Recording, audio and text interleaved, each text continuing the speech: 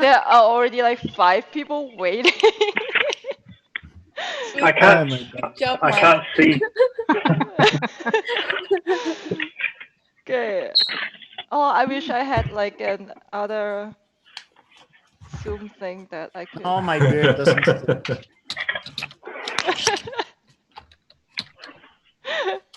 1 second.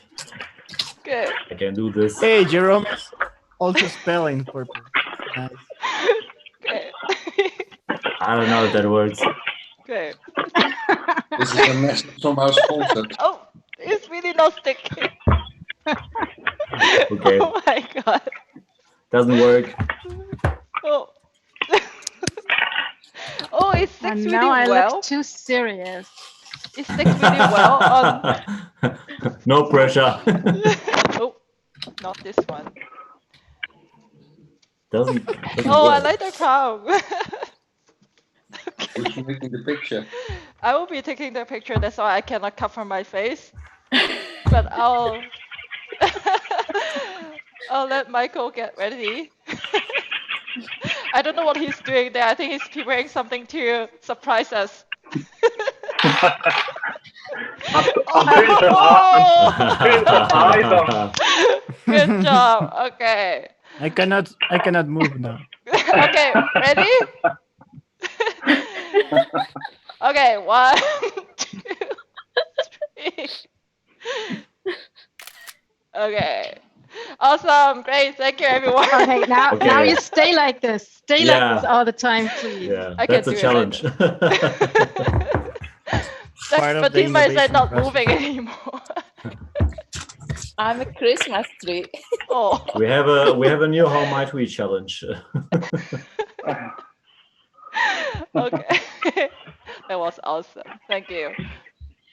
So let me switch back. Okay, so thank you everyone. Now we are on day 2. And I think, Jerome, you want us to reflect on something. Do you want to brief everyone as your talent sprints exercise? No, maybe just reflecting a little bit on yesterday. Say we said this is also a talent sprint, so it's also about, let's say, learning, presenting, profiling yourself. And for me, it was a really interesting evening. I worked till 3 at night to review the video once more. I watched it twice of the 96 times that's already on YouTube. Because I was actually observing you guys as well. Let's say, how did you present yourself? What did you demonstrate as skills and capabilities? And I noted that you get that all back at the end of the event. Cool was the, let's say, the live on stage by Ian, Danielle, and I think it was Michael yesterday presenting themselves. And of course, somewhere today we'll do that again. And today it's ladies' time. So the ladies in the call are expected to present themselves late today. Fatima will do it after 7:30, so you'll have time to wake up. No worries. So that's for you. So I think that's one of them. But I think it's all about also, let's say, being able a little bit to show yourself, so your thinking, how you're into this process as well.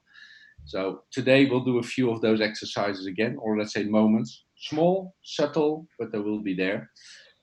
But I was actually curious whether there was someone that may wants to summarize how he or she experienced the evening or the morning yesterday. And let's say what he or she believes is the key message that we carry forward into today's session. So that's one. And maybe there's someone else that wants to share some of his or her expectations from today's meeting. Let's say before we start.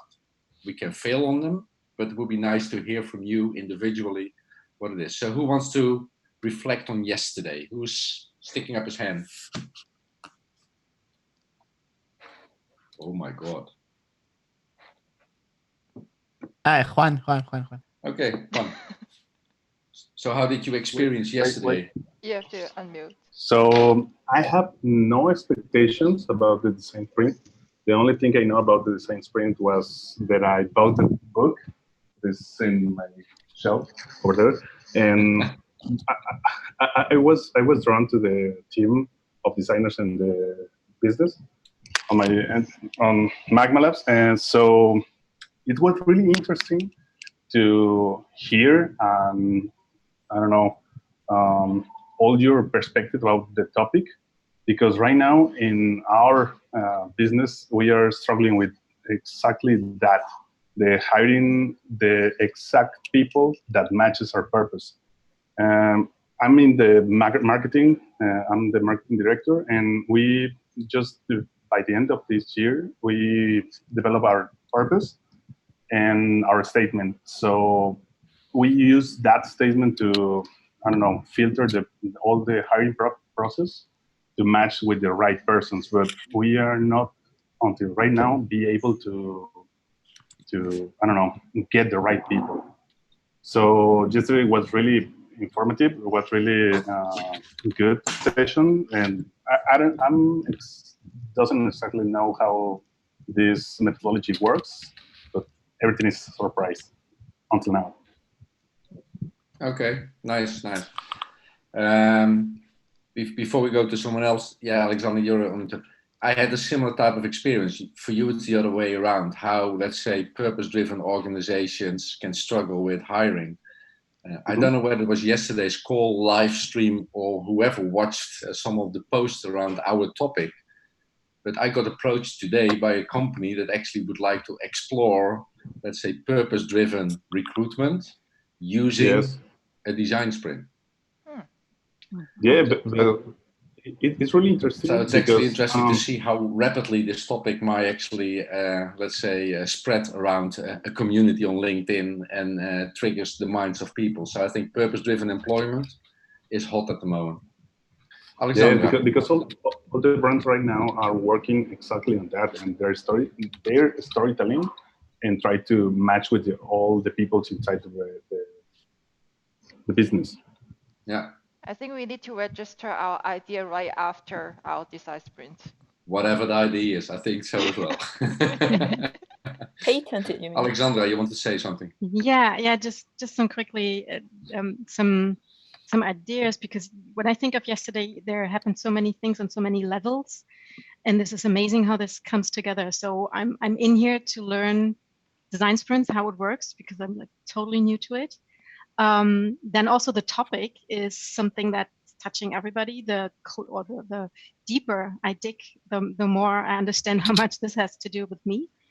And then also the way to, as I said in the beginning, to work remotely, to experience you. I think some of you are much more experienced in this, and how you work and how easy it is and how much fun this is, even though I've never met most of you.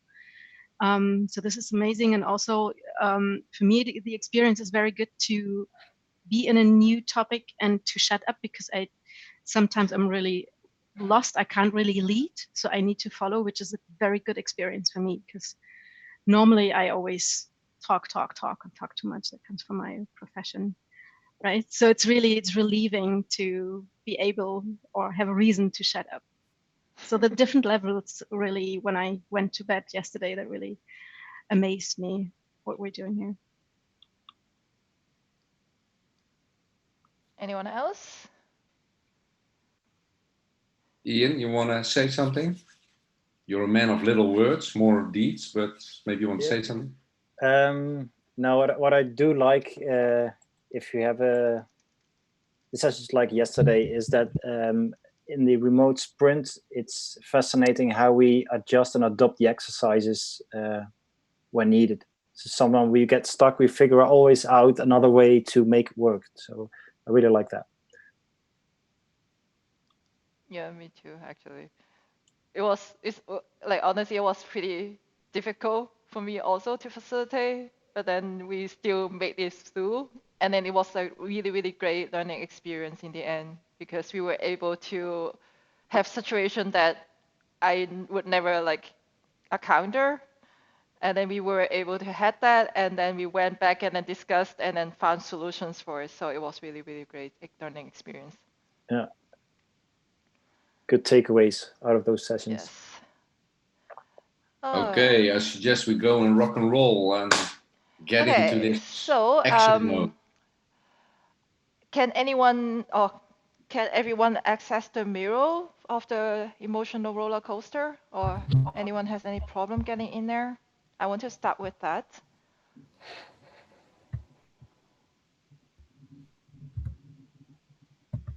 Anyone have any problem? Raise your hand. Fatima, you cannot get in? No, it's fine. I just said yes. I Okay. could get. Thank you for the link. Yeah, thank you. Okay. Anyone cannot get in?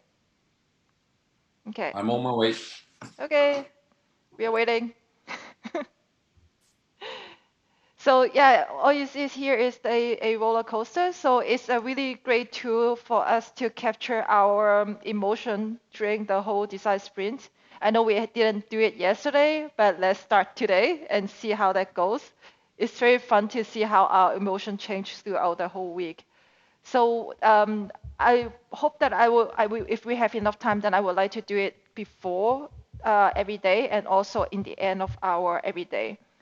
So I will be starting a voting session, and I'll just give you one thought, and then you can put your vote on how your emotion is. But where would you mind summoning us where you are? I thought you are at the team sprint team overview. But on the chat, there is a link.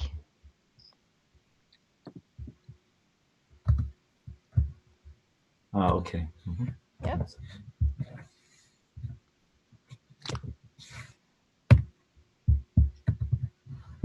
Let me know when you get in.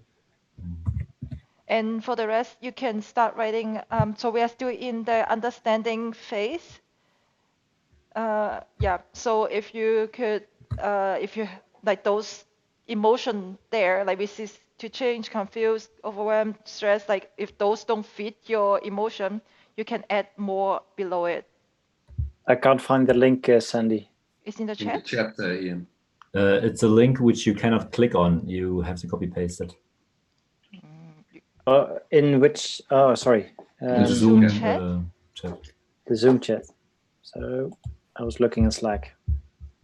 That was a template link.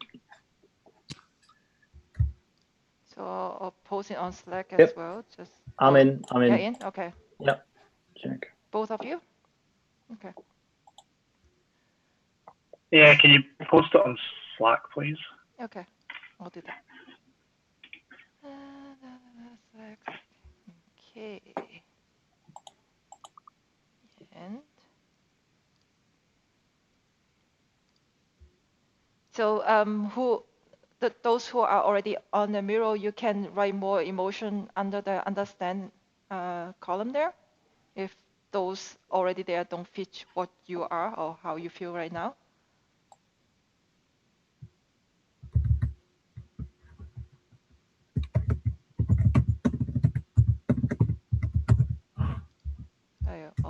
I'll give you 1 minute to write your emotion, but if we don't need those 1 minute, that's fine too. Do we only get one vote? So we have Yeah, to... I will be starting a voting section and you can vote on the first column. For one. Yeah. But if those are not how you feel right now, so then you can put more words below it, like on those gray boxes. And if it's two? No? Choose one. Okay. Thank you. Actually, it's not a huge deal, but yeah. You can also vote for this is a text box. Yeah, if you like Sorry, I had to do that joke. I'm sorry. Like, I have no idea how I feel that you can put it. This is a text box. Okay, so I'm gonna start a voting section. How do you feel now? And okay. So if you're still writing stuff, please just click off any cards. All right, voting started.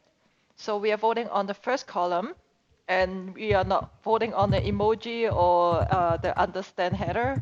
We are voting on the gray boxes and not the one that says this is a text box. God. Did you already vote on that?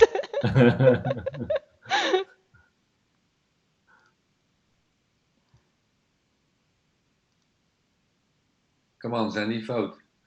Oh, Sorry, Mia. I have a question. So we should put our vote in a text box or no? So you put your vote on those gray boxes on the first column, but Okay, if you yeah. see the second last box says this is a text box, dot, dot, dot, I'm not sure, don't do your vote on there.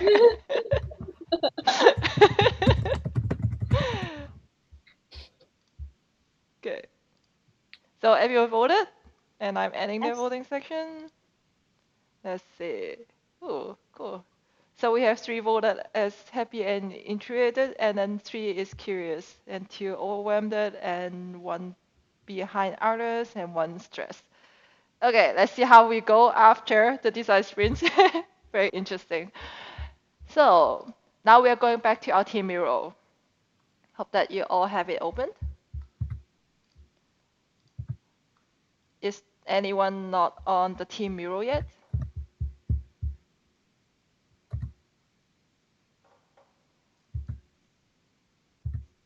Okay.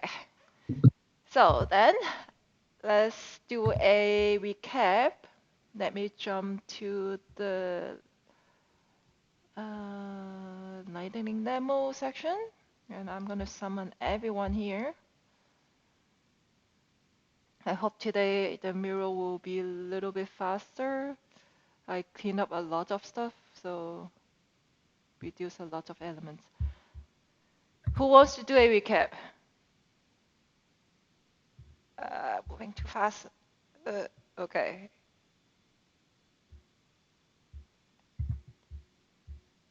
Hold on. I'm bringing you all back in the right place.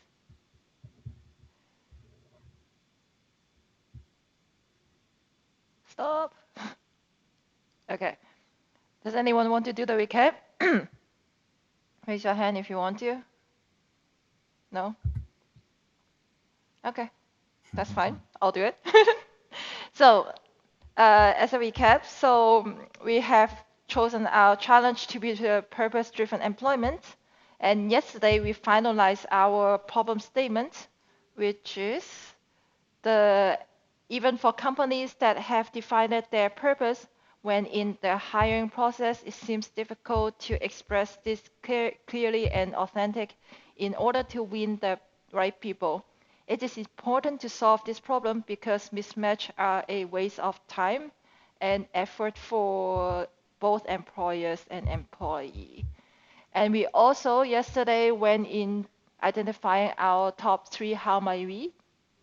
The most voted how might we was how might we design experience during the hiring process that make the purpose visible on both sides. The other top voter how might we is how might we help companies to understand hiring is not about matching skills set for now, but also for the future roles.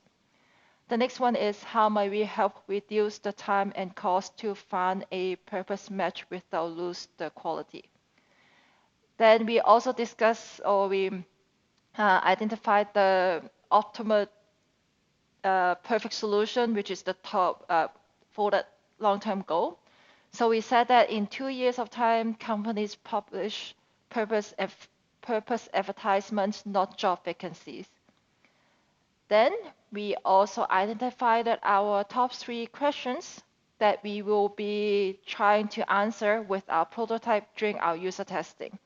The first one is, can we make purpose-driven advertisement fake-free? The second is, can we encourage companies to align hire processes with their own values and purpose? The third one is, can we pursue recruiters to use purpose-driven approach for hiring their talents? So we also created like a map for everyone, and then we used our how might we's, the top how might we's, and then we identify where the how might we's fit in the map, and then we come up with our main target and our supporting target. So our main target area is in the picture there, so which is around the approval get jobs, evaluate companies and job, generate job description, purpose alignment, seek out avenues for job searches, and so on. Then we also identified a supporting target, which is job which employees fill in interest. Recruiters will connect with potential employees, phone interviews, field fit assessments, so around that area.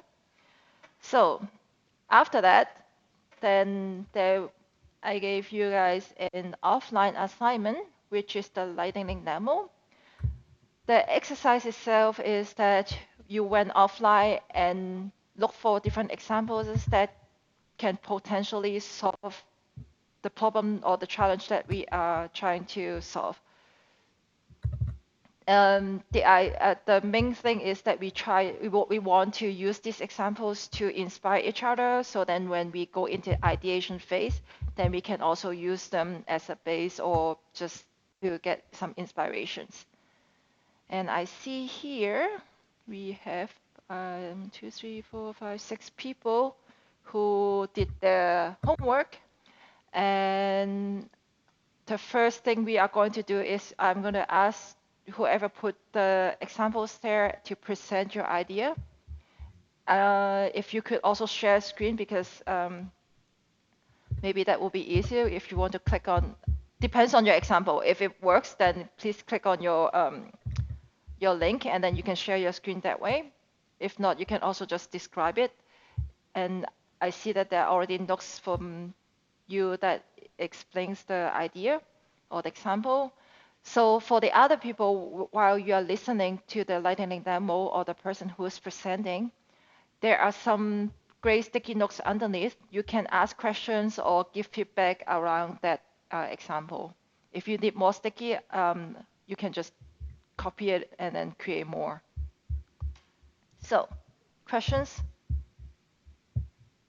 Are we doing the comments during the presentation or after, or? You can do it during or after. So I will give you a little bit time. We will be also doing a little bit discussion around all these examples. But for those, I mean, some of you may like to multitask or you will forget your thoughts after, then you may prefer to do it during it. Are we all good? Yeah. All right, so first example, I know who that is.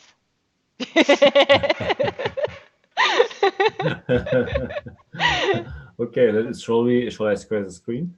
Share the screen? Sure, if it helps you to present it, then please do.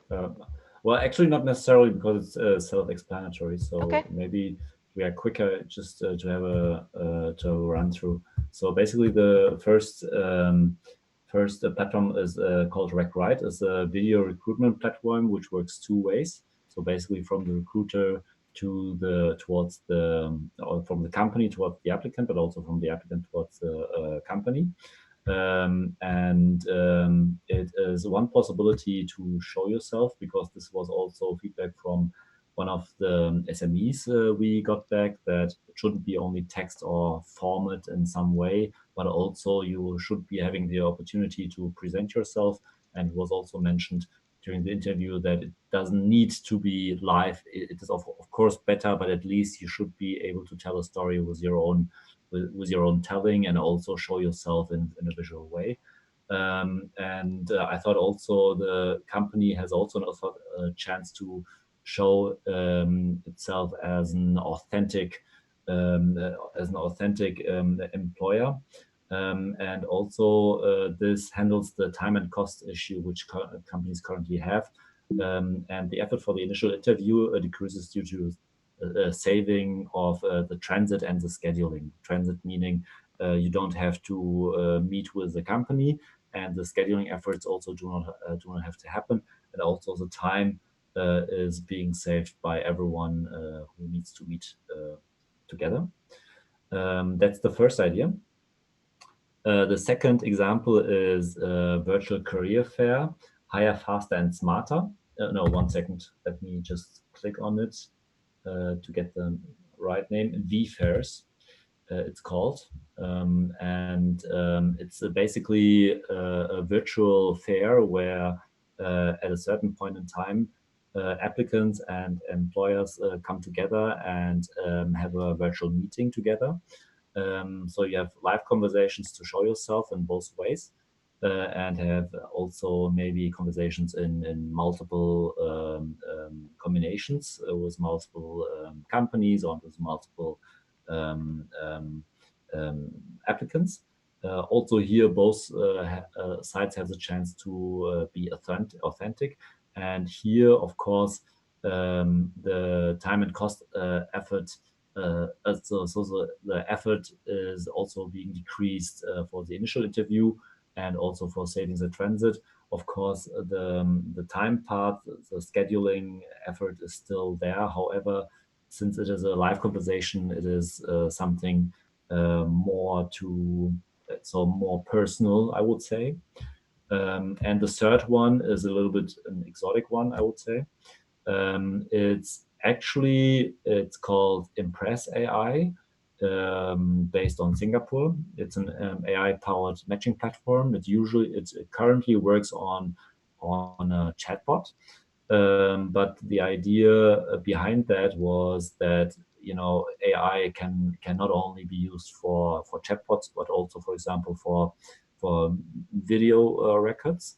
So why not combine, for example, a two-way video recruitment platform, the RecRite, together with Impress, who would then, for example, help in finding an automated way in analyzing the videos of the respective participants. Yeah. And there, of course, you would have an intensive time and cost decrease, because you do not necessarily need to go through all of those videos, but according to your own profile, if your employer, the employees, or the applicants would be suggested from the platform. Of course, this is also a prerequisite for that it works, is that the video is actually about about purpose. So both sides talk about purpose during the video, and then it's analyzed, and then it's being matched, basically. Well, those are the three ideas. Sandy, I hope I did it in a correct way.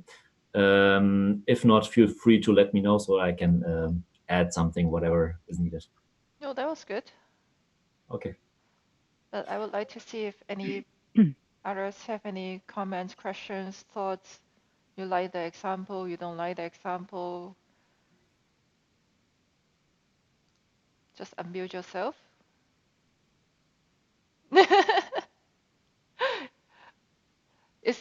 So this lightning demo, we are supposed to like listen to it, and then we want to also have a little conversation around it, so then we can inspire each other for our ideation later on. So feel free if you want to speak up. I do like the perspectives, but I miss the humanization in those features, especially the AI. So, okay. I'm going to make a note here, missing human feature.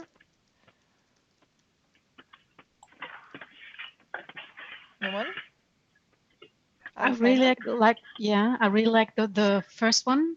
I think we should, because that's why it already became got two comments. I've never heard of something like that. Makes sense. I would then wonder how both sides are supported creating these videos, if there is any consulting.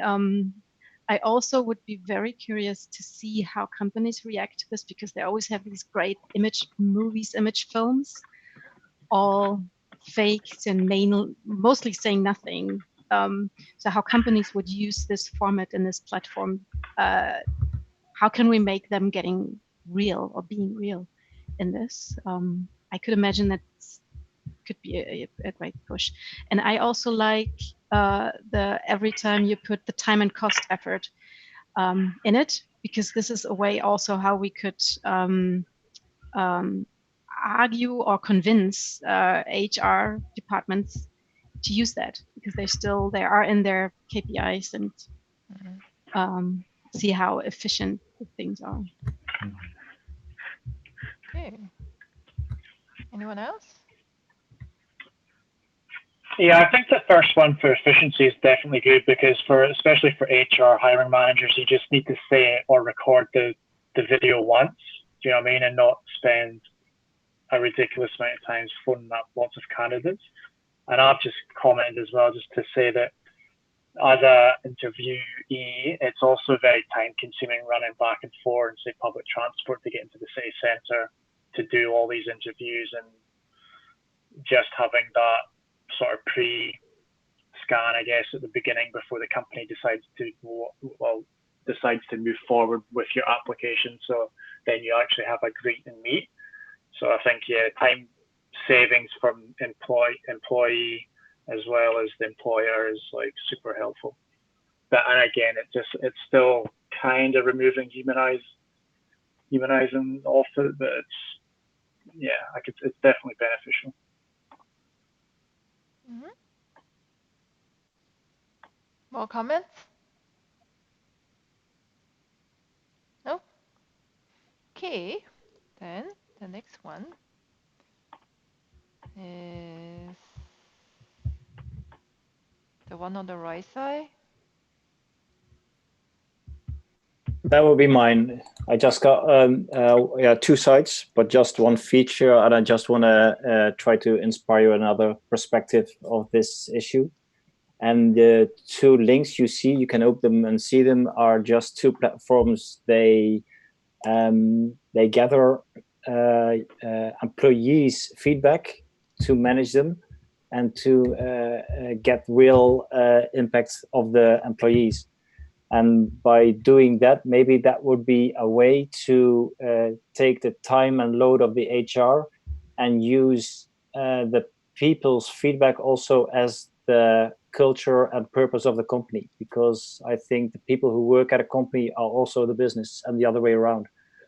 So, and also the candidates that are going to apply for those interviews would be, it would be really interesting to know what their employees and their future colleagues are and do, so they match their purposes too.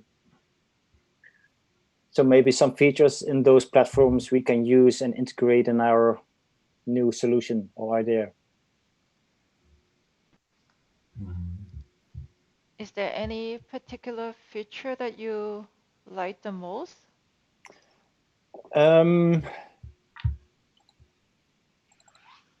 have to look and pick them out, but there are a lot of features. It's like the chatting, or have a chat with a employee, or I didn't exactly pull out some features, but I will do that later on. Okay.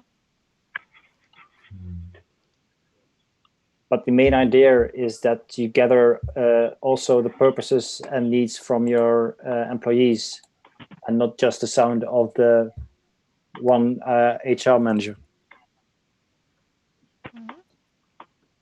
I think the nice thing about people and culture, I think it's called Culture Amp, is that, really that it is not pushing job requirements into the in the recruitment process, but really opinions, experiences by own employees. And I think that to give those almost the front stage in the recruitment process, or at least influence the recruiter in a proactive way, is quite an innovative, novice type of an approach as such.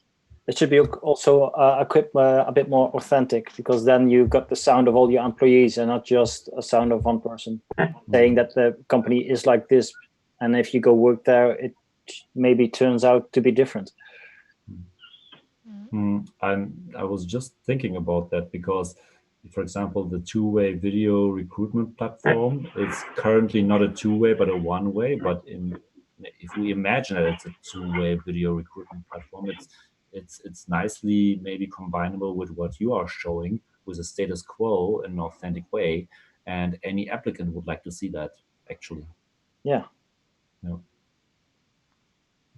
maybe you could chat with some employees. Yeah.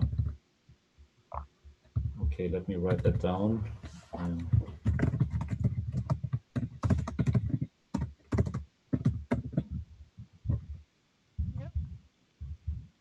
Ian, have you seen that work at one of your clients? Maybe you see quite some variety of clients. Do you see them going that one step further, that bring the employee forward? Could you explain that a bit more?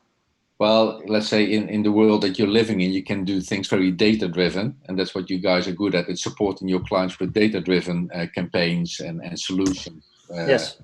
Do you see that with the same rigorous, they actually bring their own employees forward in the campaigns, in the engagement with customers or with potential employees? No, not always. No. They're mostly hired. Okay, clear. Thank you. Who did the picture again? I did. I just needed in on Gotcha. screen. That's why I asked the question. Don't worry. No worries, all good. They will not go into the social media. That's all for you. Well, we are live streaming already, so I don't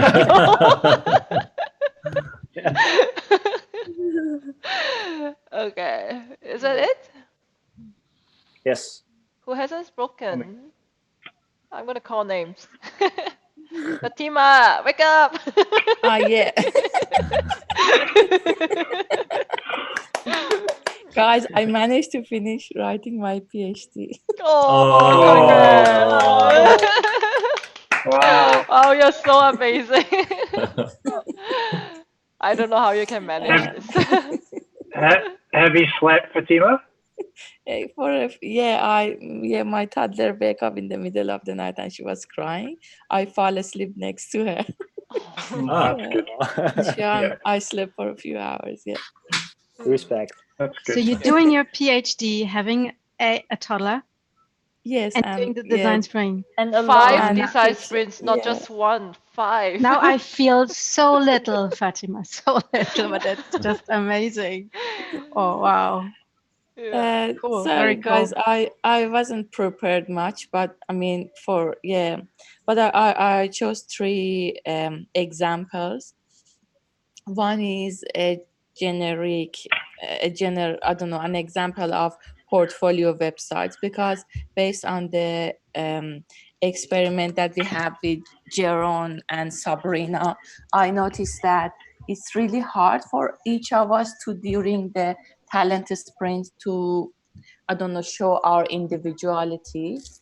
So it will be great to do something like design sprint for hiring a new talent, but if we able to give that individual some space to show his or her own, I don't know, special skills, it's good as well. Just an idea that came to my mind. The other things that came to my mind was using, it might not be related again, sorry, but I really like the idea of using VR for design sprint maybe, or talent sprint, because they could, it depends to the position and job, but I thought maybe we can use VR as well in the near future. So that way they feel more, they all in the same place and they can collaborate, and you can see how that person collaborate with others. The other one was that a website. It's called Empath, and it's an app that based on your voice shows, or I don't know, it should be based on AI. It shows from your voice your feeling or the emotion that you have. So it might be helpful to incorporate in that platform for, I don't know, recruiters. The other one was Vizme or something. Sorry, I'm not sure how do they pronounce it, but yeah, it collect all the activities that, for example, a designer do in order to finish a project, like all the sketches and all the process. The reason that I thought about this idea was that this semester I was teaching a unit related to how designer think and what is the process that designer go through in order to come up with an idea. For example, yeah, so because as a designer, it's not a way that we just suddenly, sometimes we come with an idea suddenly, but there is a process. And that process shows how creative you are compared to, I mean, that way you can compare designer. And usually the way that they iterate an idea is the main things, because it shows you, because when research showed that when someone is a really I don't know, is a senior designer, they know how to iterate their first idea. I can share some papers and some materials about that, but yeah, that was the reason. So I thought that if we be able to if talents be able to share their progress like Crazy 8, but like just in Design Sprint we show our Crazy 8 sometime, so it somehow show the process, that why or how we came up with that final idea. It will be great, but maybe I'm totally wrong, so it was just my ideas. Oh, I don't Do you think have any that's question, guys? I don't think that's right or wrong here. We are just Yeah, but I didn't have much time, to be honest, to think about those things, so it might be. In all of those three ideas, I really like that it's totally out of my comfort zone.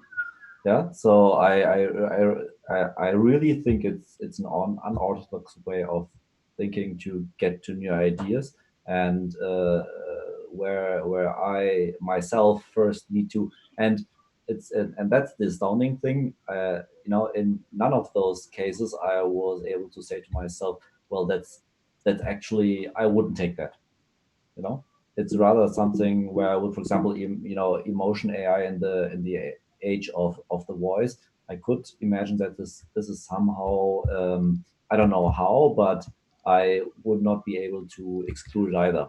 So it's a I think I like your way of thinking toward the totally new spaces where I'm not in it.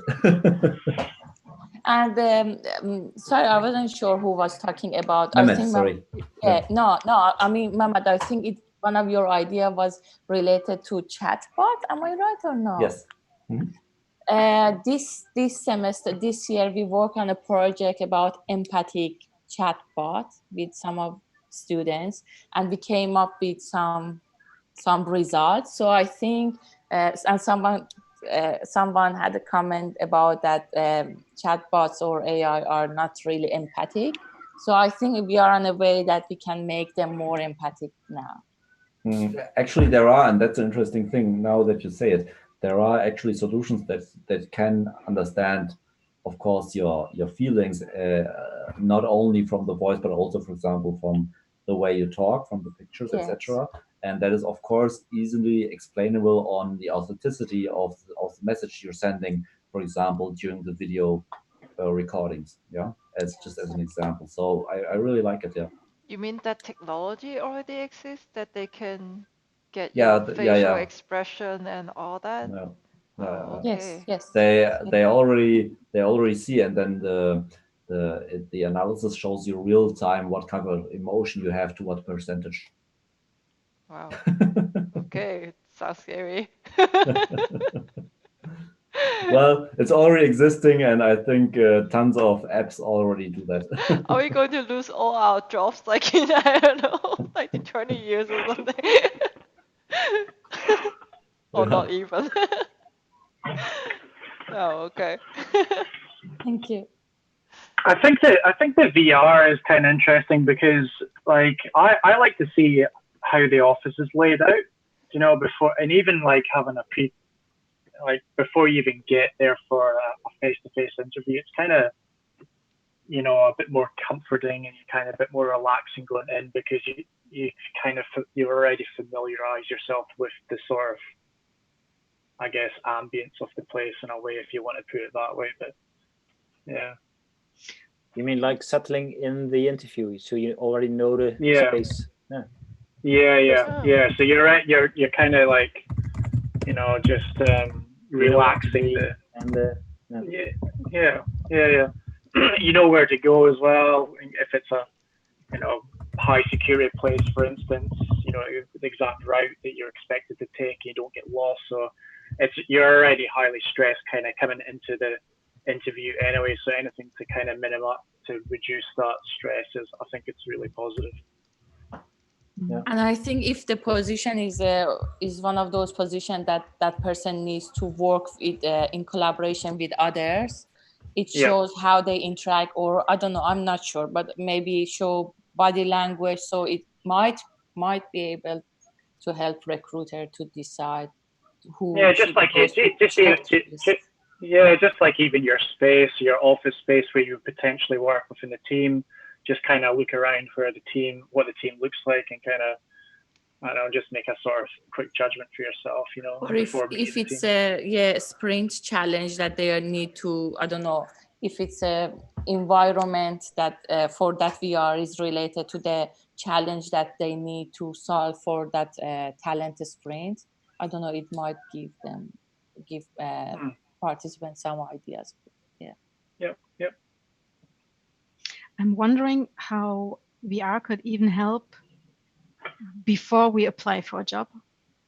I mean, these days we talk about the physical environment and how that actually shows the culture, and somehow also the purpose. So of course it needs to be like a safe room also, but I mean, to feel how it feels to be in one of the offices is more than pictures. Like these beautiful pictures with beautiful people from a database, but to really be there would really make my decision easier to even apply or to even be interested for it. Yeah, that's right. Yeah, I think WeWork and all these collaborative co-working spaces have already like virtual, like VR capable places that you can visit, so you know where are you going to be working, and that way you can really feel if you like the place and the decorations and everything else. Like the museums. And also you don't know if you're gonna be sitting in a place at 4 p.m. You're gonna be the sun shining on you, or the smell of the guy next door. You're gonna be close to the cafeteria or something like that. I think it's the VR is not a thing that replaces the interview or the experience, but I don't know how to. It's complementary. This can be it's complementary. I don't know. Yeah, because you don't want to turn up and be like the IT crowd and be in the basement working 8 hours a day with no windows and whatever. You get a bit of a shock. but then it can be very biased as well, right? I mean, if you're recruiting and you can actually make not a very a true rendition of what the place is. So there's a bit of the cons from that side, I would say. It's for sure.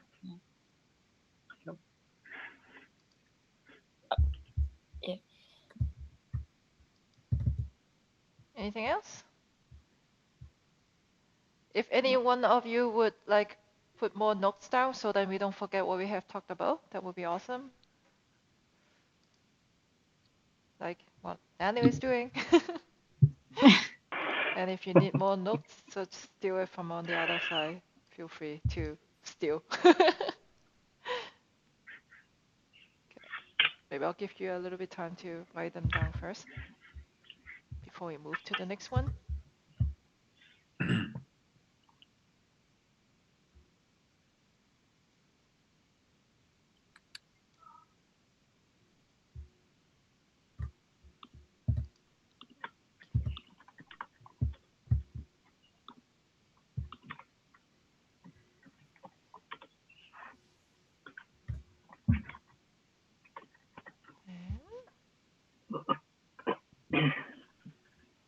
And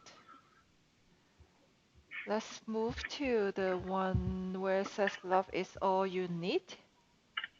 That's me. Okay. Yeah, I was just reflecting on some of the statements that were made and also the challenges that were made in formulating in your recruitment efforts the right job advertisement or the right purpose statement. And I think it's all about copywriting. That's what I'm trying to express here. I think it's be concise, be inviting, very transparent, and unique in itself. So it's how to express that ambition as a company that you have, and through expressing that, also attracting the right people towards your company. So to use that as a magnet. So that is not about pushing the vacancy out, but that is attracting the right new hires to your organization. So that's what I meant with the first billboard there. It's not about love. Maybe it's about love, finding new love with the right company as such on the first one. As we're talking about love anyway, let's go to the third one first. I ran into an advertisement here in the Netherlands. And we have a program, probably it's in the States as well and elsewhere. It's called Married at First Sight. So people are matched on a scientific basis in terms of personality and potential love. And then they only see each other for the first time at the altar in the church or in the wedding hall. And that's where they are being matched. And then they have to continue their married life. So that's the first moment where they really match. And you can think about lots of success, data-driven success. You have all kind of experts, recruiters, trying to find the right match based on skills and personality. But the facts work against the statistics, or let's say against the opportunities, is that all 4 couples that were married a season ago or 2 seasons ago are already divorced. So there was no long haul in that relationship as such. For me, it's more the opposite of what we're trying to do, is that maybe data-driven science, data-driven recruitment, matching on skills, capabilities, and believing that personality and purpose might match. It may not always result into success. And maybe it needs a deeper conversation about what drives people in that relationship to be really successful, and not just a statistical or a data-driven match. So that's the third example here. The middle example is of the Bill Gates and the Melinda Gates, the Bill Gates NGO, the association over there that, let's say, is a real NGO. You can click on the link. It's working as a website. I won't do that at the moment, but the Bill and Melinda Gates Foundation, that's what it is. If you really look at that website, it just resonates purpose from the homepage to every little detail into the website, and it even lands on their vacancies. They still have vacancies on their career site, but even on that vacancy, on the right side, in the let's say how do you call that? I don't know how you call it, but even on the vacancy page, the purpose statements, the mission and the vision, again, are very explicitly being repeated. So, and it's all about persuading you to step into that in their journey of making life valuable for everybody, to let's say, to find a cure for every disease, etc. So it's really about the purpose that they have with their foundation, pulling in the people by really focused copywriting again.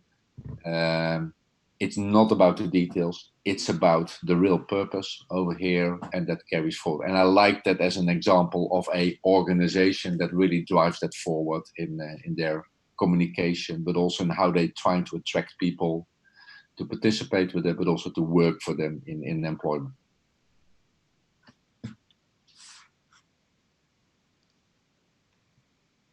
Okay. Feedback, questions? I know that you already are writing some notes, but you can also speak. Anyone?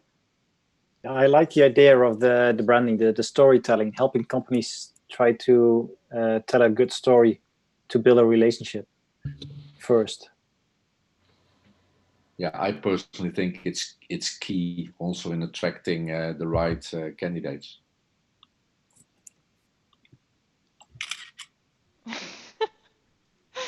Thank you. Have an official photographer.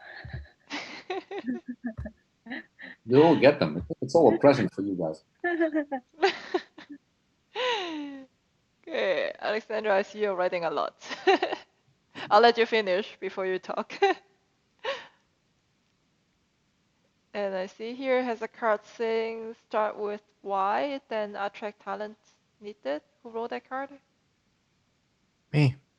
You want to explain? What is Y? Yeah, well, it sounds a lot like the things that had really moved me right now. And yeah, I also am very big fan of the organization for Melinda and Bill. And they, like Jeroen just said, they start with the big purpose, and their purpose is very clear. All they talk about is how to end, well, how to make lives better, especially in Africa, but all around the world. So all they talk about is the big goal, and that really attracts people that matches that goal. And yeah, that's actually what most companies and speakers and like Simon Sinek talk about. So that's what most successful has been driven for these organizations, starting with the purpose and the big goal. Okay, Alexandra, you want to explain your card?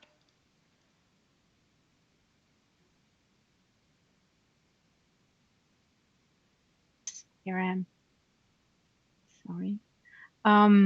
First of all, I had really a lot of fun looking for these examples, and I could have go on and on and on. Just didn't have more time today, but I could do that for like 2 days. Search and try to find ideas how other doers. So I have 3 different kind of examples. The first one is a cool Berlin startup.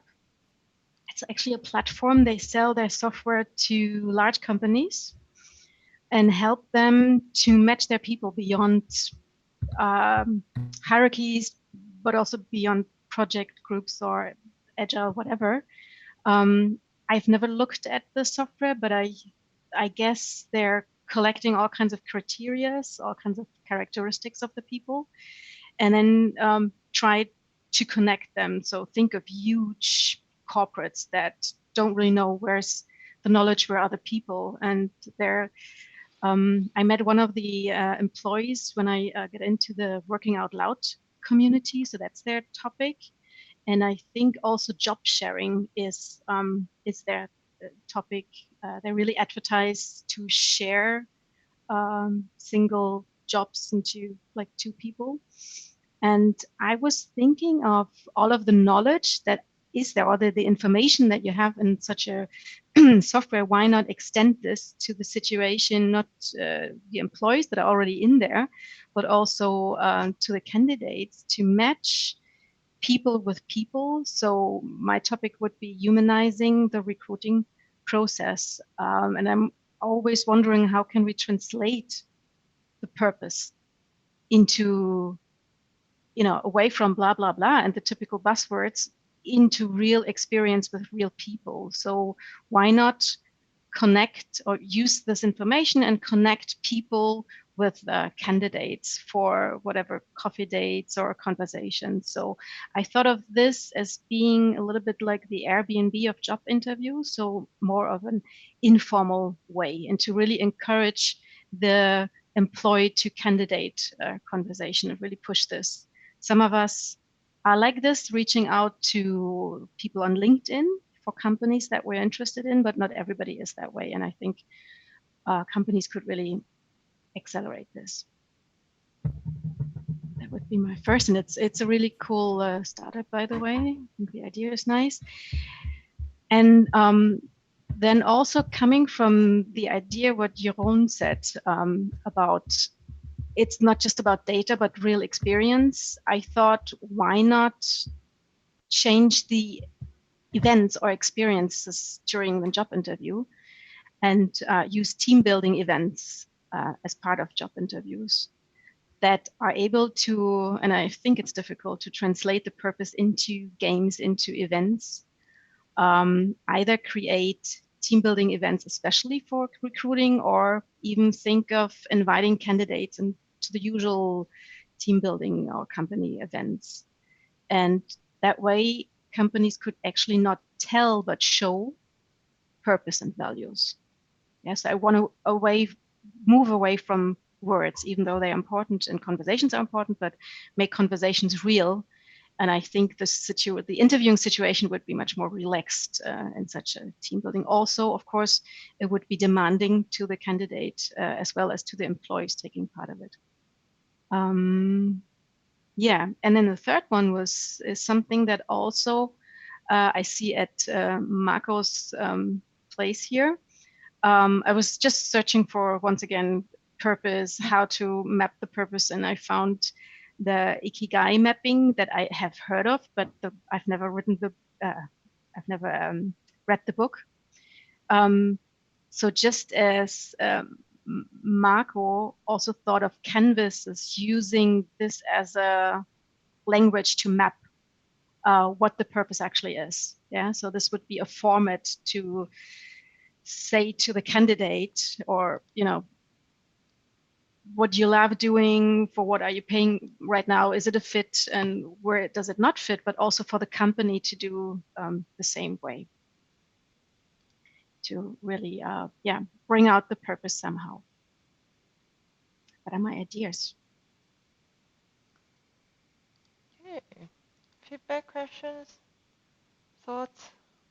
I really like the approach of a different way than just an interview with words. So the team building are using other aspects of communication, or especially the hands-on. I know a few companies do recruiting by doing meetups or breakfast sessions with like-minded people, and invite everybody from other companies with other competitors, but they invite them, getting to know each other.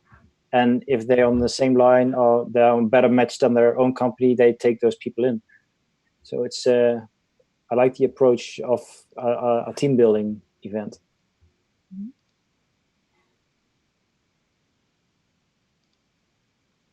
Any other thoughts?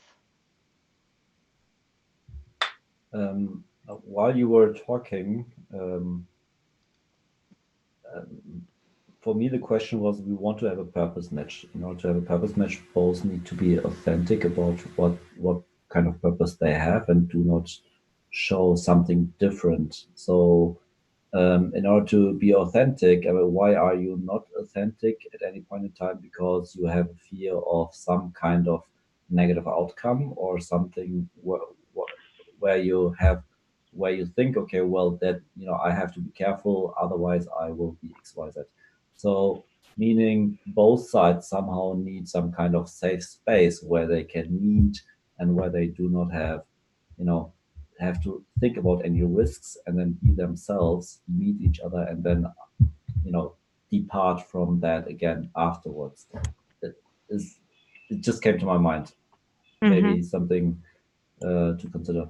That's interesting. So you try to put people in a moment where we recruit them, and they don't know that it is the interview itself.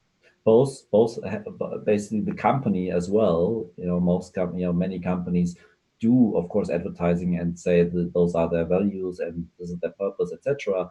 But then on the other side, well, how much of that really is the case? So meaning they do not show how they are internally.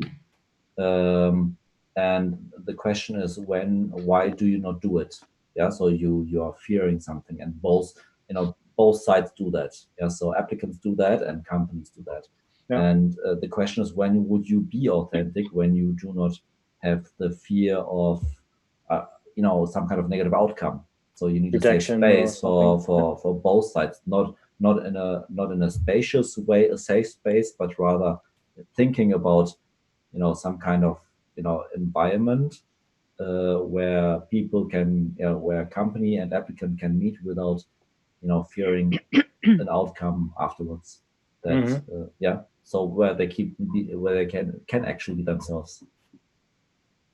Yeah, I think, like, coming back to Ian's comment about the breakfast meetups in Australia, I see these as well, and I think that's a really good way for screening people to see kind of in that how you kind of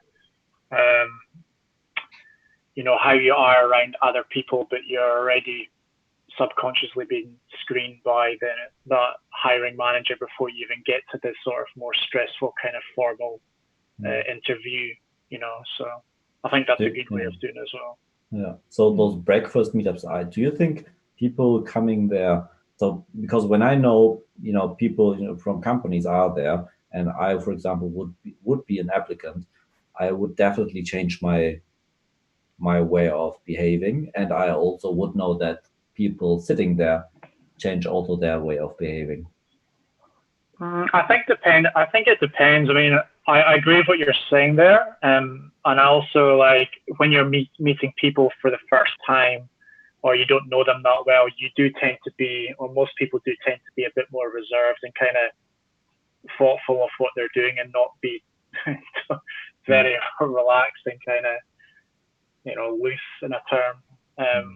So yeah, I mean, it just depends on the company. But if you, for instance, been to that meetup group quite a few times, you're going to be more relaxed, and you're not really going to be thinking about it, because in the end, it's kind of like a professional meetup you're going to anyway. You're there just to, you're there to kind of just have a general chat, but you do know everyone else is kind of in that same professional field. Mm-hmm. And I think these kind of situations, compared to job interviews, are still, even if you're thinking I'm an applicant now and I have to behave different, it's still far away from this kind of artificial interview where everybody's tense, where so many books about how to push the right answer, and everything's fake from both sides, and it's really hard to get to the real core. So that's 100 times better now to have a real conversation, because I think we are to a certain extent still much more real when we're talking to a person. And if like the idea of that Tandemploy matching people to have an informal conversation, you have a person in front of you that's not the recruiter, that's maybe it's not even for a specific job interview, but just interest in each other, and it's a totally different kind of conversation. Can I share a small case study? Yes. 2 weeks ago, I organized a meetup here in Eindhoven with 12 designers, of which 2 or 3 actually were invited because they were also applying for a job with a certain company. And during the meetup, I invited 2 leading representatives from that company that actually was recruiting, the CMO and the CEO. So there was a real authentic conversation with 12 people, all design professionals of different nature, having a conversation about what was relevant for that company. And it was, let's say, a real conversation with the owners of the company almost, let's say the leadership. After that meeting, the CEO and the CMO invited 4 out of the 12 people for follow-up conversations, because they felt that they were the right match as an employee. Maybe not for a vacancy yet, but purely because they felt that on a personality level, on a professional level, and on a conversation level, they potentially could match that organization. And let's say there was a vacancy, but it was not, let's say, the competitive setting that people sometimes feel if they then have to meet up and start behaving differently as such. It was really informal context. Yep.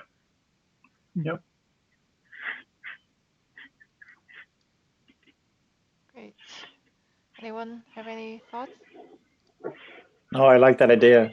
Putting people in a specific setting where they are more authentic and themselves. You could have been there. Yeah, I know. I couldn't. Oh, now we know. Yeah. Okay, so But thank you for creating the banner for it, Ian.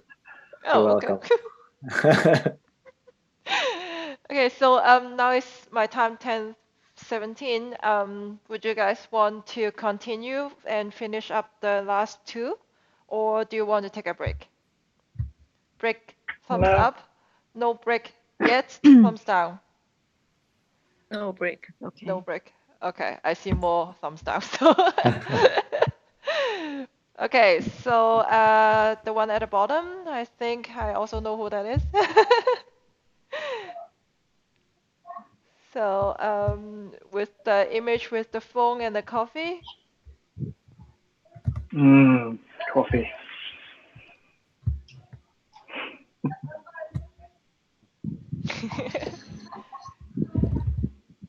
put that in before I check? I think that one is from Daniel. I think he's taking we a are break. not taking the break. No. No. Come back. Jerome just Jerome. Daniel, I Jerome support took you. Jerome took it. All right. No, he's here. Then okay. I misunderstood. All right. So yeah, I didn't have enough time to really look for products or something that we can really relate to, like the previous examples. But I found this first one, the first on the left. It's a company or an organization that helps other companies recruit members, like any other recruitment company, but they don't use any like data-driven information for doing that, or they don't use platforms or information. They they say that they have a real relationship or real conversation in depth with every single candidate, so they know each other, they like each other, and that way when another client approach to them and ask for employees or candidates, they already know who can be a good fit because they know him in a deeper level. So from this I took some thoughts and I put it like in the top, and I put it I think I mixed them up. No, yeah. So the first one, it says not, it's not scalable, so for me that's like the worst, the risk is the option, because you cannot really make that profitable for everything, for every company. But I like the idea of having a deeper conversation. That's what I think it's the most valuable information from that. They also only specialize with IT positions, so that's another thing that they consider, because there are a big demand of IT positions right now. And that's basically it. They are a group of people that work with clients and with candidates, and they are the link between those interests. The second and the third one are not properly a company or a product, are just like frameworks, just like the Ikigai. I was also going to put Ikigai, but there are already two of them. I like the Ikigai approach, and these two are the first one. It's from the future. That is a design channel. I don't know. I think most of us know about Chris Do and the future. And I was part of the pro group for a couple of months this year. And I remember I just took the picture of this. I remember having this kind of framework that Chris uses for framing or profiling the goals, the yeah, the person that is a candidate. So that way you can see like not only the skills but the personality and the passion and the goals, and also the service part, that it's more involved with purpose and the bigger goal, the bigger picture. So that is only a framework. And also into my search, in my Google search, I found this, the third one. I found this 5 questions that the Harvest Business recommend when having an interview, that they can spot bigger purpose and also know more about the intentions of working inside a company. And yeah, those are my examples or my lining, I guess. Okay. Thoughts, feedback, questions?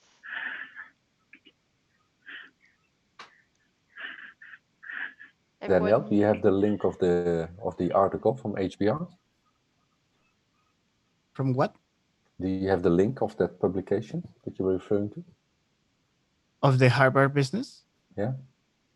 No, it was a blog post, and they mentioned about that. But the actual review from Harvard, I don't have it. Okay. I can look at.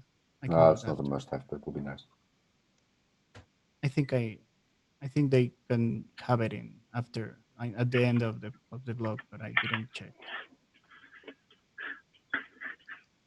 Okay. Carrie, you're super quiet. Do you have any thoughts on this? No, I'm here. I just think it's rather tricky actually. This recruitment thing. Very abstract, let's say. Yeah, thinking. Okay. Oh, Tom is gone. Oh, he's back. All right. Anyone? Okay. Well, I mean, the stuff will be here, so feel free to add your notes if you want to. Then we are going to the last one. I think that's the last one, if I didn't misunderstand. No, actually, two more. There's the Vimeo. Yep. Was it Michael? That's mine. No. Mine. I just said yes. Okay. Okay, that one is mine. Can you hear me? Yes. Yeah. Yes. Okay. I take a different approach when I saw all the board and I saw all the apps and platforms and something like that. I'm thinking about how you can make a brand and have your purpose well defined and your target well defined to compete with a huge monster like YouTube. And that's why I choose this one from Vimeo, and that's the jobs, the link to the jobs. And one of the best things I get is build a global community. One of the main difference between Vimeo and YouTube is the privacy. Right now in our business, we are making some webinars, and we're choosing Vimeo because of the resolution of the videos, the privacy, and we can share the videos with a password, and then only our people or whatever we want to share our password can saw the video. And I don't know. I think they had a well-defined target, and I don't know. That's what gets me. You know? And the other one that I put is Apple, because I think Apple is that business that makes the difference, and they're not afraid to tell all the people that you need to think different, you need to be different, you need to think about the status quo, the way our products are designed, built, and sell, and they're really close to contract people and hire people. I don't know if I'm wrong. You can tell me. I don't get upset. No, it overlaps your conclusion on what Jeroen says about the storytelling and a branding. Yeah. So Sorry. No, just the typical examples like Nike, Just Do It. It's a really strong brand, and you fell for it or not, and that's really purpose-driven. Yes. So I think your purpose or your statements and these monsters make the right people to come at you. I don't know. I was thinking about that, and that's what I do. Okay. Anyone else? As a comment, I think it's a good idea to look at companies that don't have the problem that we want to solve. Companies that are able to somehow express the purpose. And then, of course, that has a lot to do with expressing or with having a brand. I think in the first interview we did, we also talked about, I think, Mehmet, you talked about the end-to-end understanding that customer experience is employee experience. I think there's a lot of talk about this. And you don't have to do so much in hiring and showing your purpose if you are able to show that in a brand, the purpose of the brand. So I think looking at Apple is a good idea. Yeah, I was going to say something similar.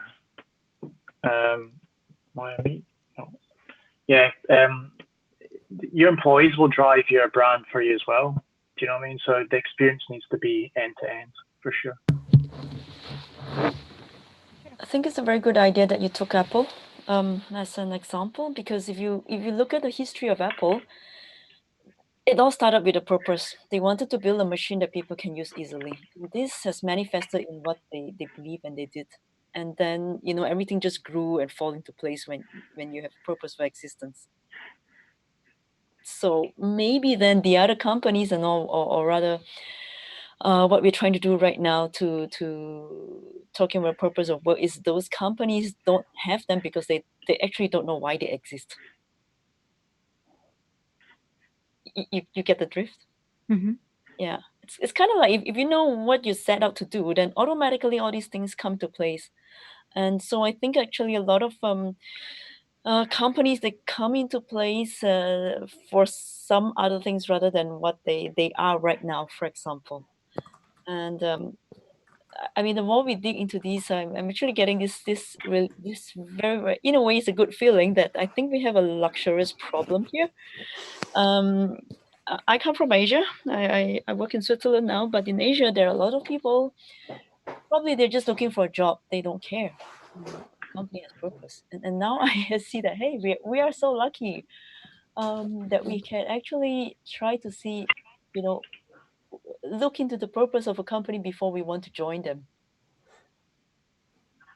It's actually interesting that you observe that, because I could imagine that culturally, if we would do this sprint fully with Asian people working in Asia, professionals in Asia, that maybe the whole perspective is different than maybe European, maybe Australian, and maybe North American or South American people. So it would be interesting to see if we would have different sprint teams around the globe.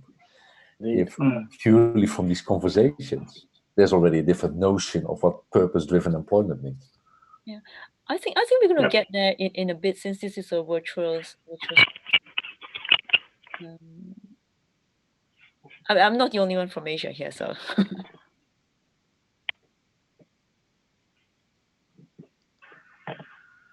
Okay. Yeah, it's the same feeling in Mexico and South America, but I really think I believe that many organizations that like Apple have a purpose driven from the start. They can really thrive as a company, and that also is profitable and it creates a big business.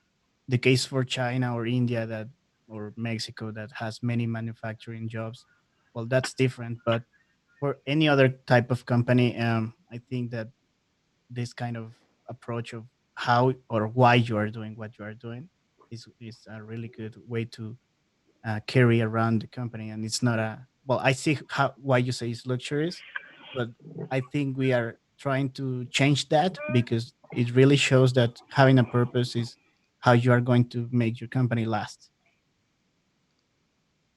But it's also not keeping up with the Joneses, right? So it's not just changing your mind every 5 minutes and trying to follow what the trends are and what everyone else is doing. You really stick to what the core of why you were doing it in the first place.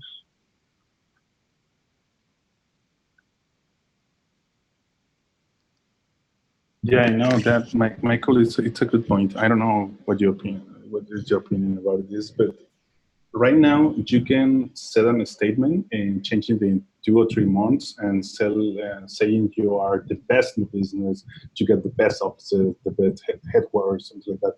And your social media, your LinkedIn profile, Twitter, Instagram, whatever you want, gonna tell the truth. There is a record or there is something that's gonna tell you apart.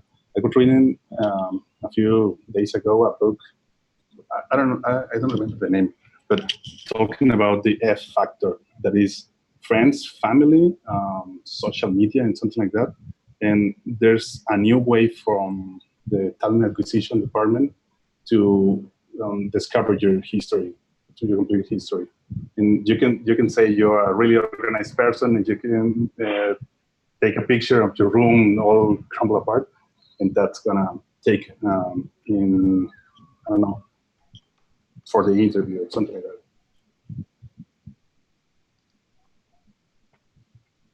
Okay, so I think we can move on.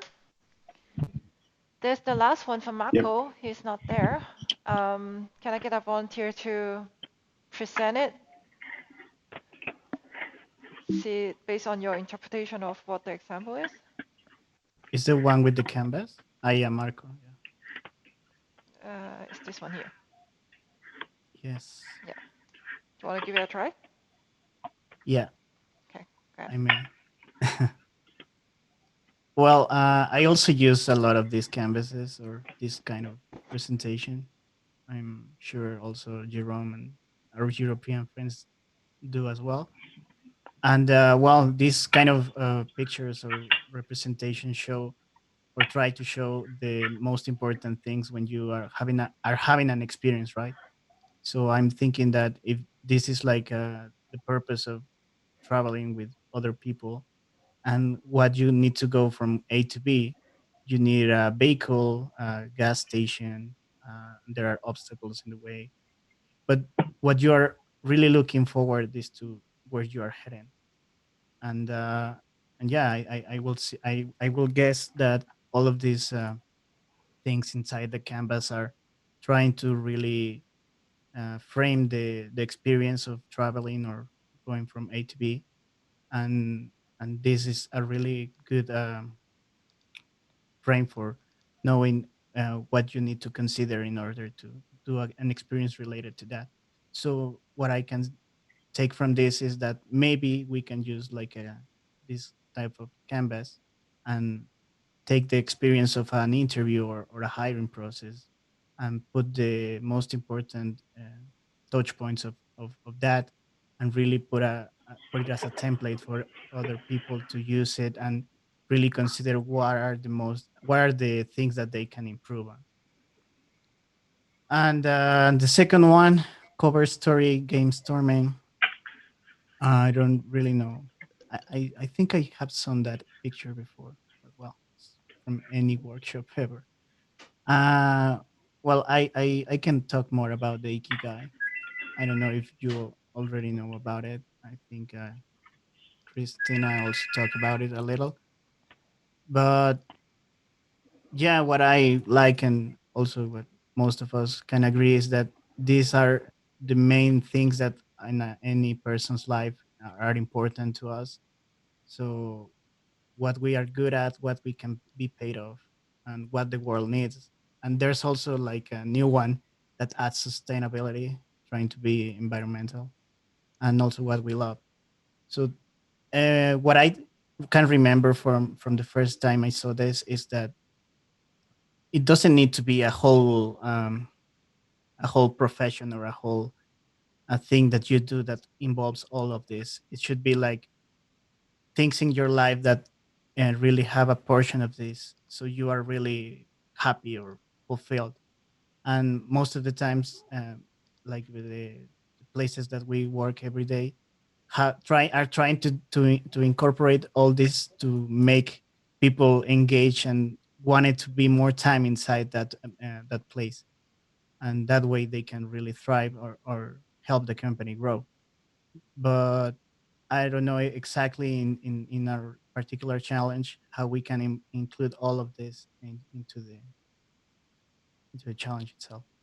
But yeah, these are really helpful for trying to know what does a nor or an average person wants in their life.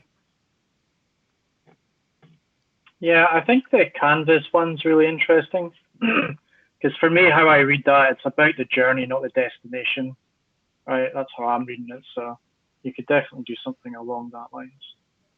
I also like still, it's similar like the direction Alexandra presented. It's putting it out of the interview zone, not having just a dialogue, but do a workshop where there is much more collaboration and something building a relationship together by doing a workshop or a framework instead of just an interview. It's more personal. Has anybody had done that cover story exercise? That part, no, that this one in particular, no. Okay, because I've read about it and just followed the link. It's a really cool. It's also kind of a canvas. You just imitate a magazine cover story, and this is for creating a big strategy or launching a big new product, and you really put an image on the cover, have a headline, have on the first 2 pages interviews, who could say something about this. So to really paint a big picture of how the whole story could end up. And I've never done it, but I think it's very interesting also in this context. It's playful, it's, relax, think big. What could, like, do a cover story of my employment, of my future employment at this company? Where I want to go, like the CEO in 3 years or something like that.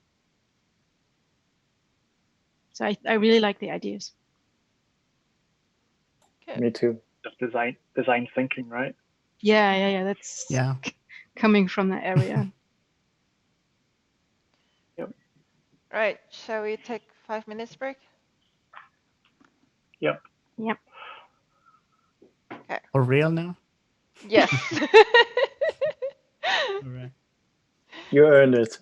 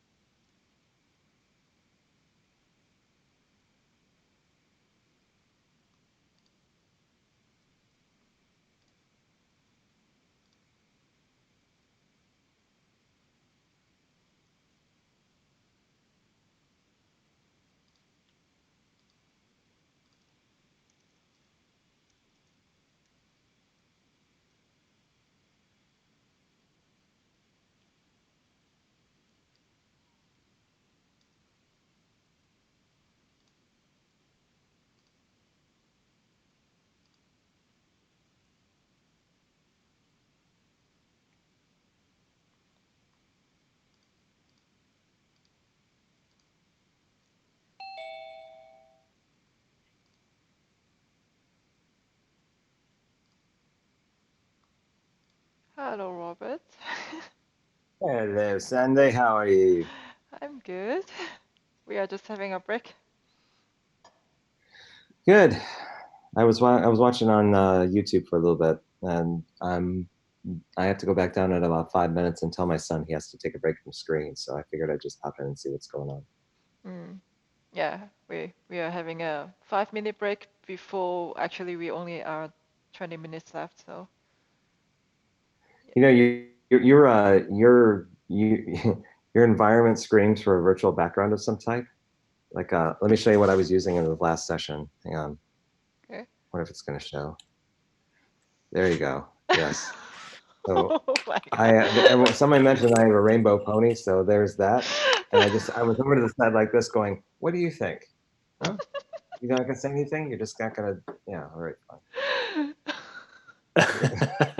Love that. But yeah, I mean, if you want to try yours, I mean, something that could match your hair color. Maybe it's like a outer space could be cool. Like if you had the outer space one that's by default, that could work. Yeah, I had that one that I created actually, but I have been using that one for a bit. Like this one. You see that? Yeah. So I made that one. Yeah. No, the one I'm talking about is something This that one? comes with yeah, that one. Yeah, definitely that one. That's very sci-fi. Yeah. Yeah, see, it matches her hair perfectly. I mean, it's almost like she's like just blends in. I should wear blue as well. In. There you go. Yeah, it's kind of like you're almost there in the outer space because of the hair color reflects it. Whereas I'm just like a rainbow pony, so. Sometimes your face is like only half of you. I know.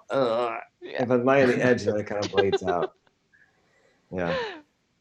So I guess it like kind of I don't know how they do it because we don't have a green screen, so it just captures the depth of the distance between the camera. I think it works on focus. Yeah, I think so. Yeah, it takes the things that are not moving, and that is the background. Yeah, so I'm in a seat, and so everything looks like it's blending and kind of coming out. But if I stood up, then it would be probably more crystal.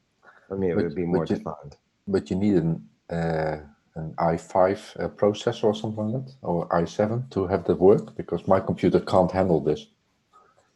Yeah. Where do you change that? The virtual background. Down in the bottom of the Zoom, there's a little caret right next to where it says stop video.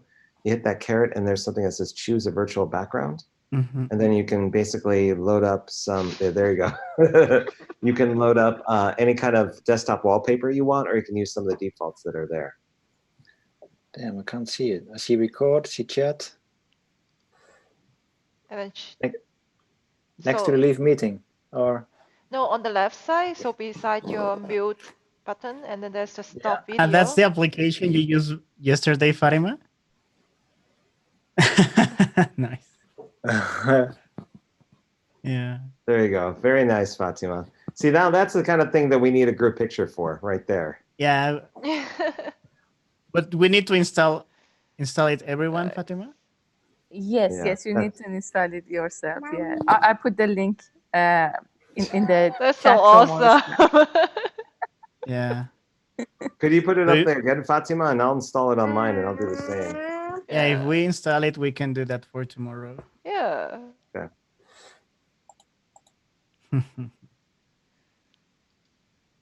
So. All right. Can't find it. Do it another time. 1 minute to go.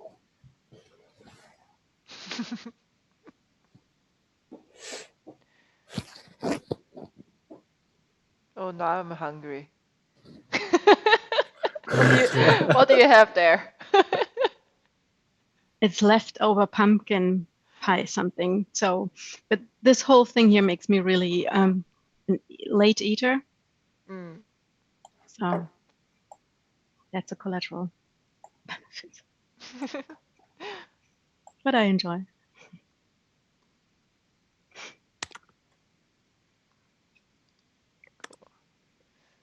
Okay, I'll bring it up on this side. Daniel, I put the link in chat area. Snap yes, camera. thank you, Fatima. Thank you. That will be so fun.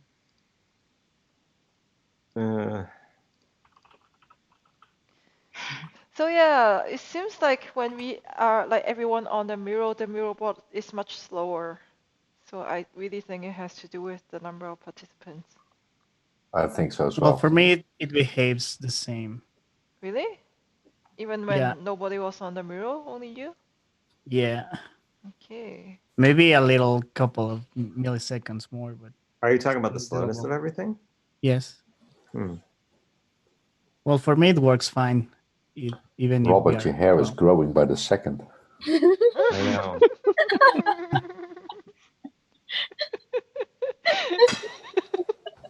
There you go. Awesome. So I think Mehmet is not here yet. I'm here. Oh, you're here? You're just hiding from us?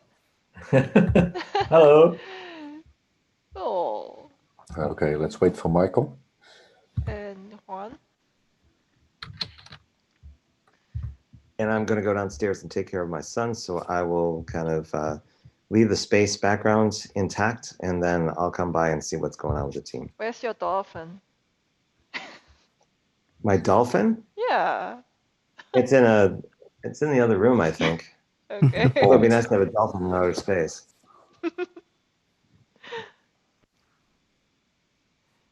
Okay.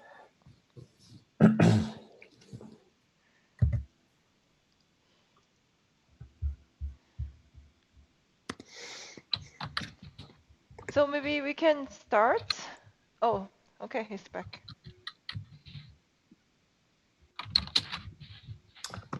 Shall I take 5 minutes again? Yeah. Okay, ladies. Ladies, hello, welcome back, Michael. Ladies, it's your turn to shine today on this Talent Sprint stage.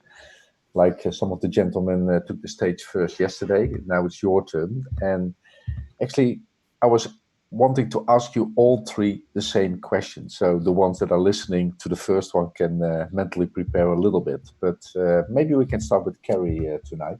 Yeah. I was wondering if you could share with us in roughly 1 minute, what is actually your purpose in your professional life? What makes you go to work, drive yourself professionally to the next level? What's your purpose and how does it come alive? I saved the day. No, that's just kidding. I'm in Marcom right now. Before this, I was in technical. I have a technical background. I was doing a lot of technical delivery work for a bit in the telco space. So that's very interesting there because without telecoms, we won't be doing what we're doing right now. So that's one of the key things, connecting people, scaling technology to make to improve lives. I think that's one of the key things that brings me to work every day, no matter whether it rains or shine or if things are interesting or not. It's not going to be a sunny day every day, but this is one of the things. It's all about people. So yes, I work on a technology side. You deal with a lot of machines, a lot of 1 and 0s, and maybe Alexandra might like to. Alexandra likes the word like to humanize things. I think I like that word now a lot as well. That's a lot of things that I do as well. So right now I am in Marcom, so that's even better because we know the stuff that we do in the back end, all the bits and bytes and 1s and 0s, and then we also know how it's being applied, how it changes lives. Yeah, so I think in a nutshell, that's it. That's why I see I'm here. Okay, thank you very much. Fatima, down under, we've heard a lot about you. We're really impressed by you, how you can get yourself up every morning and going through the day and night. But actually, what's your purpose in life? What drives you to pursue this professional life as you are doing it at the moment? I enjoy doing research, and you see that my toddler is copying. And the reason that I really like doing research is that at the beginning of the research, you usually have some expectation and you think that the result will be something, but usually the end result from my experience is something really different. So I become, every time I surprise after I finish doing a research, and I really like qualitative research, but I'm doing both of them, but I'm a big fan of qualitative research because I've done lots of qualitative research, and I every time that I have done that, I started to become empathize with my participant. I'm not sure it's the right things or not, and I try to minimize, I don't know, my effect as a researcher when I do qualitative research. But to be honest, it was even a few times I cried after I interviewed people, and it beside my career, it changed my personality as well. So yeah, the story that people tell me as a researcher when they share their personal stories with me, it's like, I don't know, they sharing. I believe that everyone has a story in his or her own life, and when they share their story with me, I'm really blessed that I could hear that story and turn that story to something useful as a research. So I always try to be involved with the research topics that somehow relate to sustainable consumption and green design and these kind of things. So that's my story. That's my purpose. It's amazing to hear you talk about stories, and I think you have a story in yourself, and that through research you're trying to extract the stories from other people. It's actually amazing to hear. I feel that I'm a storyteller. I hear the story of others and share it and tell the stories that I heard from others. Yeah. Okay. Through my results. Yeah. Thank you very much. Thank you very much. You're welcome. Okay, Sandy. you're always being the facilitator, but you do that probably because you want to impact the world, impact through your profession and your smile always on camera. What's your purpose in your professional life, in your life, that you activate in your work? Well, I think like for me, the most important thing in my life is that I can keep learning and share and grow. So that is my kind of life statement, I would say. As long as I'm doing that, that would keep me really happy. But also like I really enjoy design because it really is like I know a lot of people have a misunderstanding about design, thinking it's just about making things pretty. But to me, design is about solving problems and making things that make things better. So improve on things and whatever people have challenges on or problems on, whatever I can do to help that in any kind of form. Actually, it's not even about just like graphic design or like user experience design. It's not just that, like any kind of form that we can make people's life a little bit better, then I think that it already served the purpose. Yeah. Wow. Thank you very much. Well, we go to the last lady of tonight, Alexandra. What a promise. Last lady. Thank you. I might say, I don't know, I somehow am still looking for my purpose. Maybe I have lately lost it somehow. Also when it comes to my job and to my career. So this is good that this is live streamed. And I have a colleague also here, but anyway, I think it's important to be honest. So in the last month or maybe even years, I've been trying to get more up in the air to see the big picture from the above about my purpose, my career, what I can do, and to better see also opportunities that are out there beyond what I've done before. So I'm trying to translate what career I lived so far into future opportunities and a future story to continue the story. So what I can bring into the picture is that I think I'm a very curious person, so I'm always looking for the next big thing for me. So that's also a reason why I'm here. I get a kind of a rush or special energy when I dive into new topics, see new thinking, also meet people that have a different thinking. So that's why maybe that's also the reason I did a lot of different things. I started as a bookseller. Then as the wall came down and I had the possibilities, went back to school, university, did media and business, internships, did some startup experience. And then at my current company, actually also did different things, consulting, pre-sales consulting, enablement, new topics. So I'm trying to figure out how I can continue the story. I think I'm very good at exciting also other people and taking them with me for new topics. This is what I'm doing right now. Kind of being a little bit responsible for, it's not my official job description, but for new topics, I try to sneak in as much from the design thinking and design sprint idea into my team, which is hard. So I had a discussion today where I said again, before we create any new features, ideas, let's talk to the customers. No, we know what's best. This is what I'm trying to work against. It's a challenge.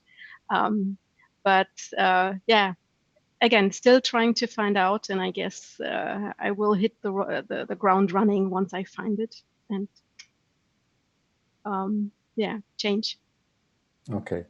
It's nice to hear you being so open and honest about your own reality. I think that probably is the best condition to find the new purpose soon. So I think many of us are curious to see where you will head for in the time to come.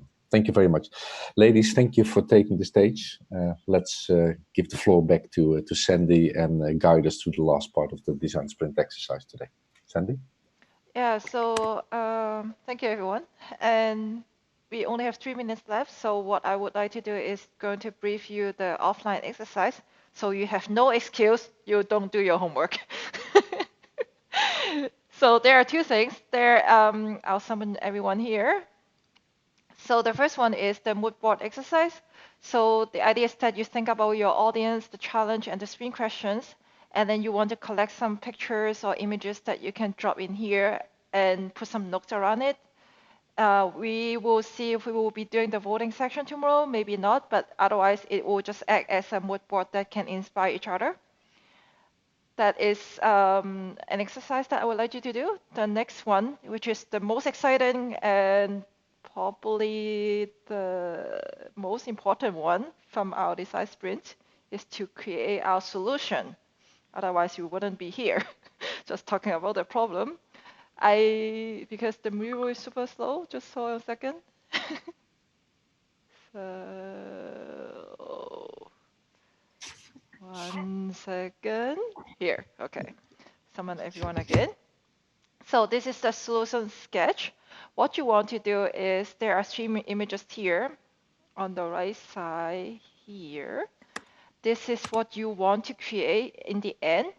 So the idea is that you want to use, so there is this thing called a 4-step sketch. It's a process that will help you to create this solution in the end, or the sketch in the end. The first part is we would do some note taking. And what you want to do is just get a piece of paper, read all the stuff that we have been gone through, all the how my reads, all the sprint questions, and all the things that is actually documented on this Miro board. Just taking down notes. Don't even need to think about anything yet, like not even think about solutions or anything. Just write down the notes. It acts as like a recap for what has happened and reminder of what your solution is really about. And afterwards, then there is a step called a doodling. So what you want to do is like you circle something that looks important to you on that piece of paper that you just wrote down. And then you want to doodle some little ideas or some images around it. And if once you're done, you can repeat the process. How much time you want to do this exercise is really up to you. But I wouldn't spend like, I don't know, I want to spend like 30 minutes on doodling. It's not really the idea. And afterwards, then it goes to the crazy eight. So you get a piece of paper, fold it 3 times. And then you get rectangles. And on there, you choose one idea that on your previous notes, on your doodling, and then you can keep creating that idea again and again and in 8 different ways. Afterwards, then is the 3-step sketch, which is your final sketch. So the 3 exercises that I already talked about, you are not going to show it to any person. So it's totally okay. Like you don't, like we won't even see it. So you don't need to worry anything about it. And then the 3-step sketch is what you are going to upload on the Miro tomorrow or today if you want to do it tonight, or your today afternoon. And what you want to do is you get 3 big pieces of paper, and then you can I think the most easiest way to explain this is that you think about it as a PowerPoint presentation. So you are given 3 slides and how you will present your solution that way. And then this sketch will be anonymous. So you want to give it a catchy title. And also, uglies is totally okay. You can, like, we are not going to judge you on how pretty it is drawn or anything. And if you have, the words is also very important. So you want to also use sticky notes around and put annotation around to explain your concept that way. And I think that's it. Yeah, so it should be self-explanatory because you are not the person who is going to present this idea tomorrow. Someone else will, so you want to make it so that other people can just look at the sketch and understand what it is. Is that clear? Questions? Or someone else have something else to add? Yeah, I just wanted to add something. Sure. Just remember that ugly is okay. It doesn't need to be beautiful, just to be legible, the words that you use. And also another thing that I use when I facilitate, that for people that doesn't have like a clear idea of what to put on the 3 slides, because we are developing a digital product, could be like before, during, and after the experience that you are trying to propose. So those are that's an idea. If you have like a clear idea, you can use the 3 screens to make a 3-step of the experience. You mentioned Jerome? a digital solution, digital prototype. Is it needed to be digital? I imagine. I don't know exactly what are our capabilities of the designer. Yeah, I'm just curious. Let's say the directions will be going forward, because I can imagine it will not result into a digital solution at all that needs to be prototyped. It might be a storyboard, it might be a commercial, it might be an advertisement, it might be a new format of a job description. I'm just curious to know, are we open also for alternative solutions than only digital apps or services? Yeah. No, I'm sorry. I said it wrong. What I mean is that we are using digital tools. So whatever we are presenting, should be put it into a computer. So yeah. And if we have time also to do the roller coaster. Yeah, I saw that. So I just summoned everyone on the board here. There are also 2 videos. One is by AJ and Smart. The second one is by me. If you have time, then the AJ and Smart one is much more fun to watch, I would say. The one, if you don't have time, if you want to save 5 minutes, then there's the second one that you can also explain. It also explains the exercise. If we watch yours, does it mean you get advertising revenues through YouTube? No, actually, that is an upload from the Slack group from our last GVDS. I checked this morning and it still worked. So it has not been archived yet, luckily. Nice. Yeah. And if everyone can go back to our roller coaster mural, I paste the link again on the chat in case. And okay, I'll go to drag a few more boxes there.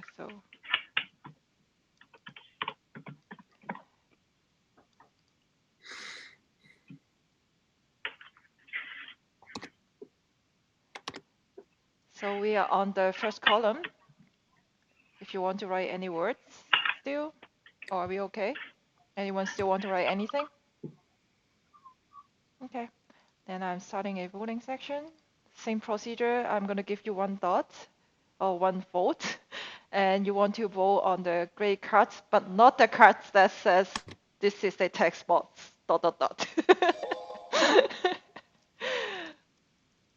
So day 1 or day 2. Oh, we are in day 2. Yeah. And it's second column, right? The first column. We do on the first column again? Yeah. Okay. Yeah. Okay, don't click on any card, and I'm starting the voting section. Okay.